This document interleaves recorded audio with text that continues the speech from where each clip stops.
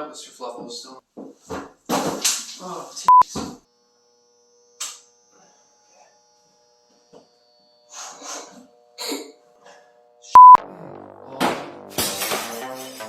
Bible time!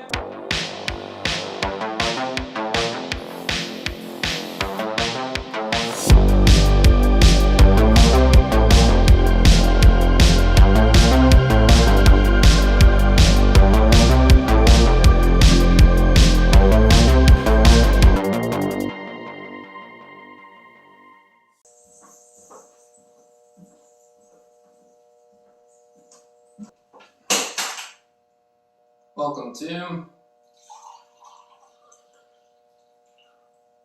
It's Bible Time. Big shout out to this guy. It was all his idea. Welcome to It's Bible Time, where all things the shift. Everybody welcome Molly. Everybody welcome Liz Tabish, who's going to play Molly in The Shift, an extremely lovely human being. As well as Paris Pastels, also an extremely lovely human being. Saving the most beautiful for last. That guy from Lost and Hawaii Philo. Oh, I almost forgot.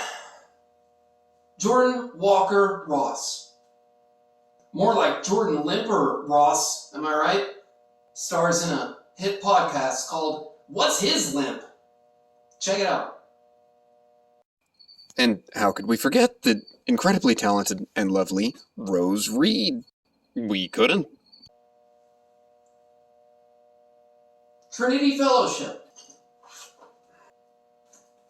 Wow. Just wow. Welcome to It's Bible Time, where I read from the Bible. Today we are in Job. Then Bildad, the Shihite, replied, "Domination and awe belong to God. He establishes order in the heights of heaven. Can his forces be numbered? On whom does his light not rise? How then can a mortal be righteous before God? How can one born of a woman be pure? If even the moon is not bright and the stars are not pure in his eyes, how much less a mortal?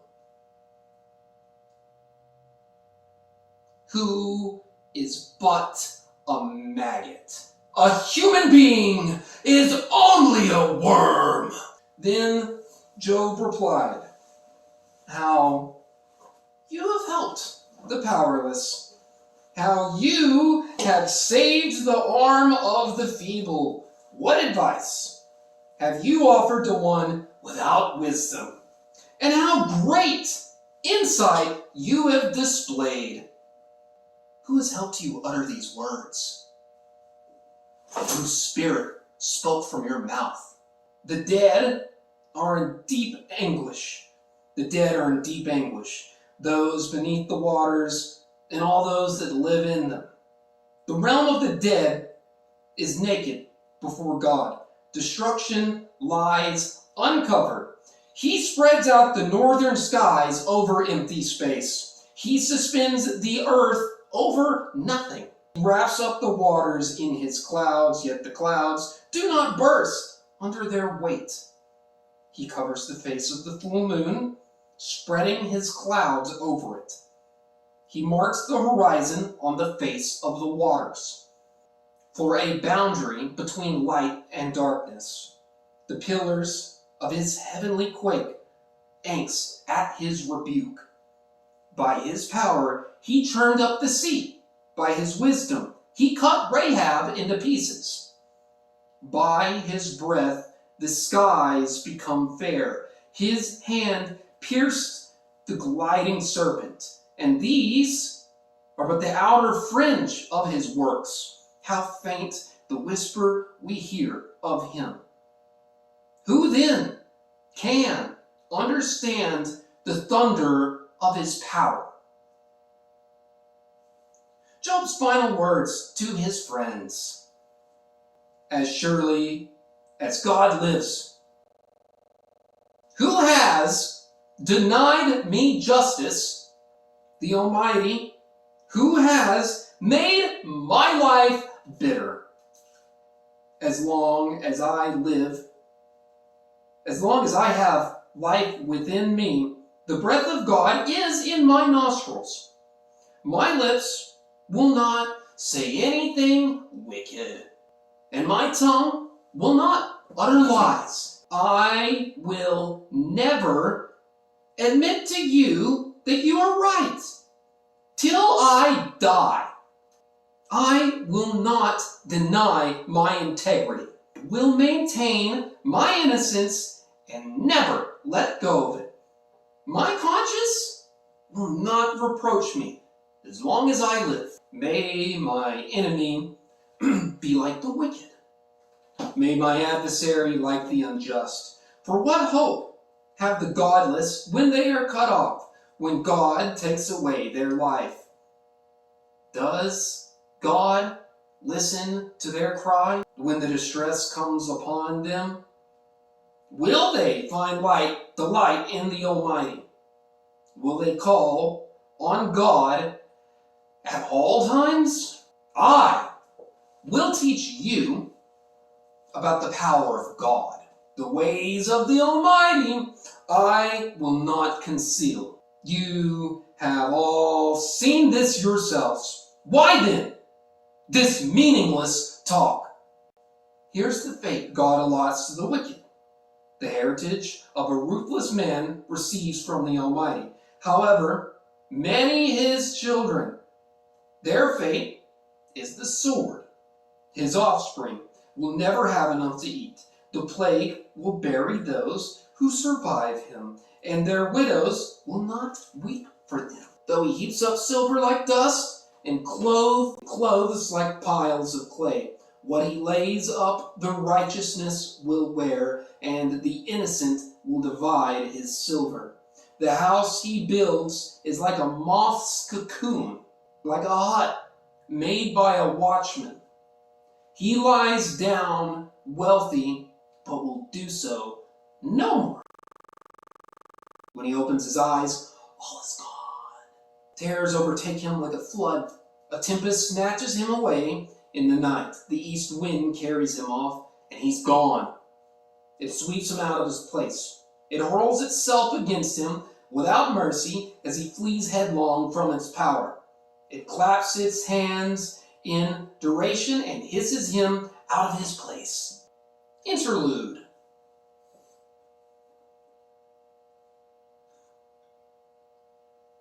Where wisdom is found. There is a mine for silver and a place where gold is refined. Iron takes from the earth, the copper is smelted from ore. Mortals put an end to the darkness. They search out the farthest recesses for ore in the blackest darkness. Far from human dwellings, they cut a shaft. In places untouched by human feet, far from other people, they dangle and sway. The earth from which food comes is tranquilized below as fire. Lupus lazuli comes from its rocks, and its dust contains nuggets of gold. No bird is of prey knows its hidden path. No falcon's eye has seen it. Proud beasts do not set foot on it, and no lion prowls there. People assault the flinty rock with their hands. They lay bare the roots of the mountains. They tunnel through the rock. Their eyes see its treasures. They search for sources of the rivers and bring hidden things to light. But where can wisdom be found? Where does understanding dwell? No mortal comprehends its worth. It cannot be found in the land of the living. The deep says, "It is not in me." The sea says, "It is not in me." It cannot be bought with the finest gold, nor can its price be weighed out in silver. It cannot be bought with gold of Ophir, with precious onyx, or lapis lazuli. Neither gold nor crystal can compare with it, nor can it be had for jewels of gold. Coral and jasper are not worthy of mention. The price of wisdom is beyond rubies. The topaz of Cush cannot compare with it. It cannot be bought with pure gold. Where then does wisdom come from? Where does understanding dwell?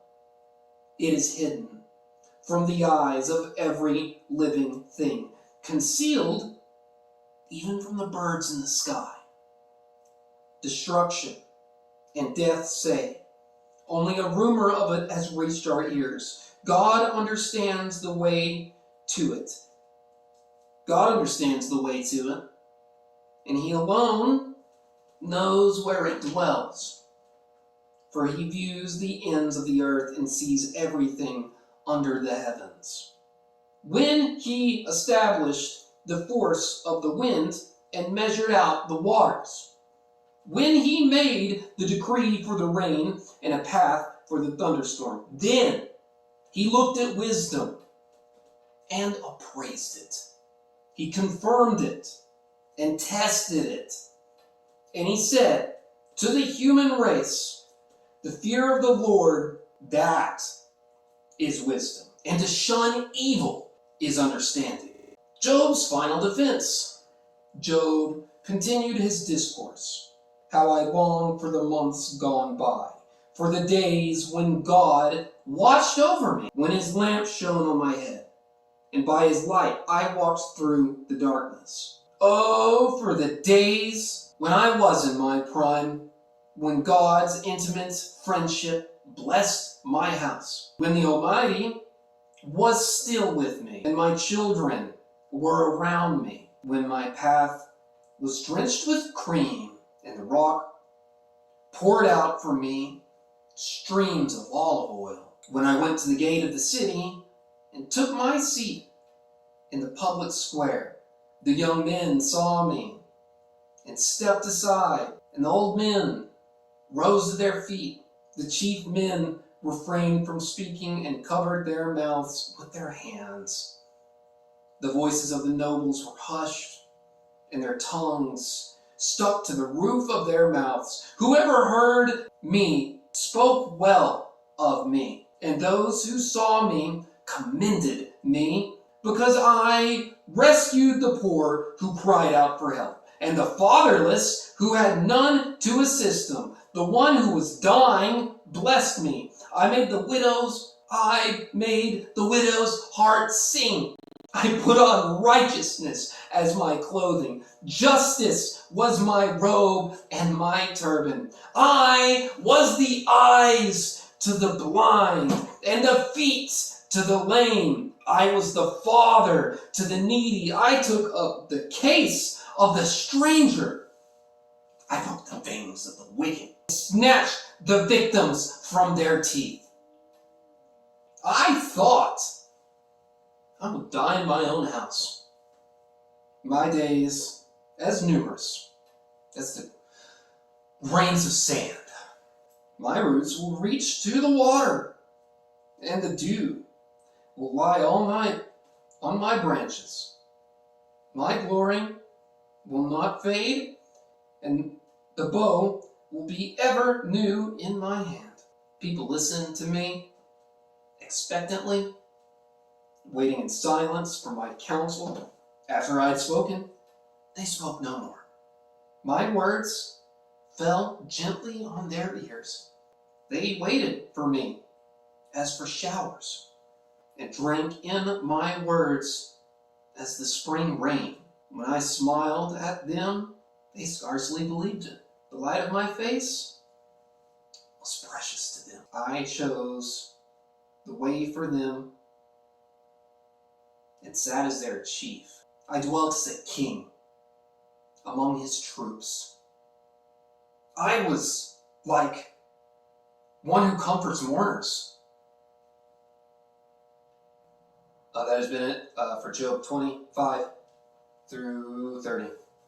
Thank you for joining me in today's Bible time, where I read from the Bible.